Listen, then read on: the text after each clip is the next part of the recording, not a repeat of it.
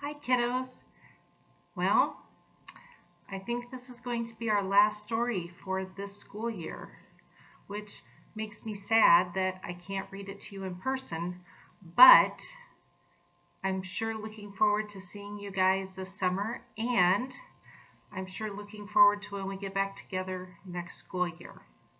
So, the story that I'm going to read today is called The Snatchabook. Who's Stealing All the Stories? By Helen Doctry and Thomas Doctry. Okay. The Snatchabook, story by Helen Doctry, illustrated by Thomas Doctry. The publisher is Scholastic.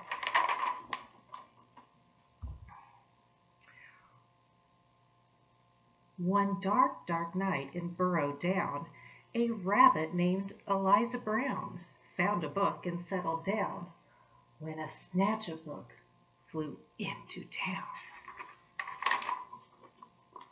In every house, in every bed, a bedtime book was being read.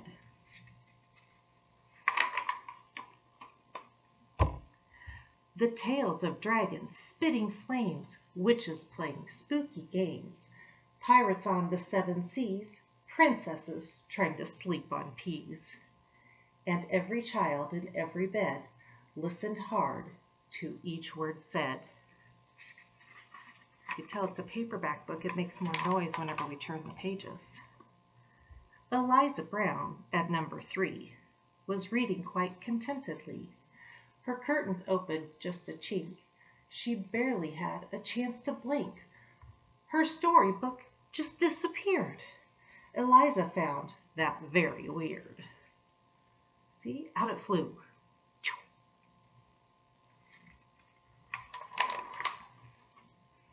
The little owls on Mommy's lap were quite surprised to hear a tap against their bedroom window glass. Tap, tap. The noise came really fast. Before they'd even looked around, the book was gone without a sound. See? Out it flew. The wind blew wild across the sky. The smallest squirrel heard a cry. "What's that?" she whispered to her dad. But then, and this was really bad, before they had a chance to look, she'd lost her very favorite book. And so it went, night after night. Books disappeared from left and right. 5 books here and 6 books there. The shelves began to look quite bare.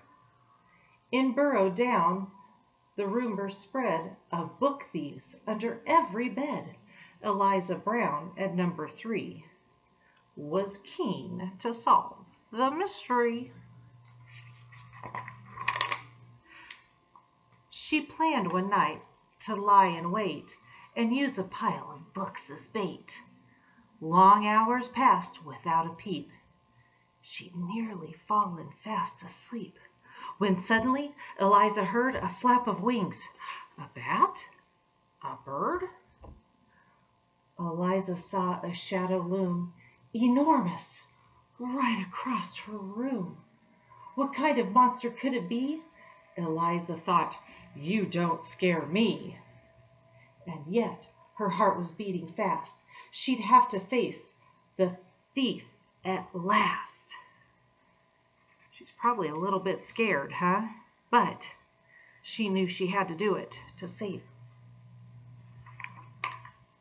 There she is looking.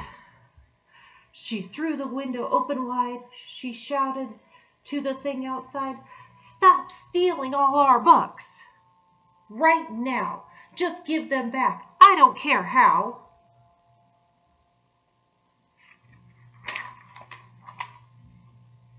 Oh, look, there it is, right there. "I'm sorry," came a little voice. "I really am. I had no choice." Eliza looked down in surprise. She couldn't quite believe her eyes. "So who are you? And what's your name?" The creature hung his head in shame. He was hanging his head like this. He mumbled with a mournful look, "I'm just a little Snatchabook."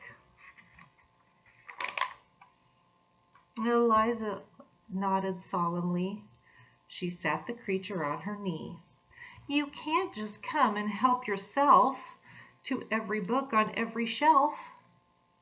A tear rolled from the creature's eye, and softly he began to cry. "I know it's wrong, but can't you see? I've got no one to read to me."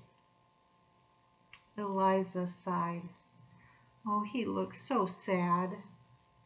If he just had a mom or dad to read him stories every night, well, then he might behave all right. Even anyone to read him stories. That very night, they hatched a plan. And so the Snatchabook began. He's pretty strong for a little guy. To give back all the books he'd picked, Eliza Brown was very strict. Then, trying hard to prove himself, he stacked them very neatly on every shelf. He's working hard. And when he'd made his full amends, his I'm sorries, Eliza called on all her friends and told them how he'd worked all night to turn a wrong into a right. And now each night in Burrow Down, as darkness falls upon the town, in every house, in every bed, a bedtime book is being read. See, they're all reading stories before they go to bed. And if you take a closer look, you might just see the Snatchabook perched happily on someone's bed, listening hard to each word said. See, he's right there. Rather than taking the story, he's listening to them. So he's getting read to also. The end. It was written for our parents who always read to us and for our daughters, Lucia and Betham. The end. So, no matter who's around, they can read a story to you. It doesn't have to be mom or dad. It can be anybody. And you can read. You can read to anybody, your stuffed animals or your animals, your pets. And as long as you're reading something, you're still reading. Okay? And that's what I want you to do over the summer. Read something, anything. Okay? Magazines, books that you have at home, even if you're reading them over and over again, you're getting to be better readers. All right? And read to your younger brothers and sisters or your neighbors, or like I said, your pets, or your stuffed animals, or you can sure read to me if you want to send me stories. You can read them to me. So, I hope you all have a wonderful summer. This isn't quite like we wanted it to end, but I hope you all have a wonderful summer. I hope to maybe see some of you around, and I am really excited to see you guys when school starts again. All right? I miss you all, and keep reading, all right?